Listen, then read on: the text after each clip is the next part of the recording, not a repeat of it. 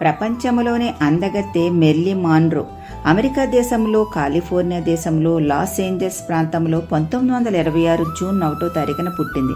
ఆమె ప్రపంచంలోనే అందమైన స్త్రీ.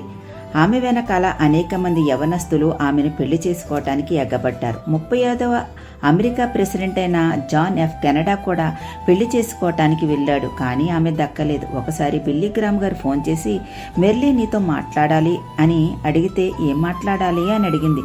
యేసు ప్రభు గారి గురించి నీకు చెప్పాలనుకుంటున్నానమ్మా అంటే, యేసు ప్రభువా, నాకు అవసరం లేదు, నాకేం తక్కువ, నేనేమైనా ముసలిదాన్నా, నాకేమైనా లోటుపాట్లు ఉన్నాయా, ఇప్పుడు అవసరం లేదు, తరువాత చూద్దాంలే అని ఫోన్ పెట్టేసింది. అలా పెట్టిన 8 రోజులకే నిద్ర మాత్రలు మింగి చనిపోయి ఆత్మహత్య చేసుకుంది.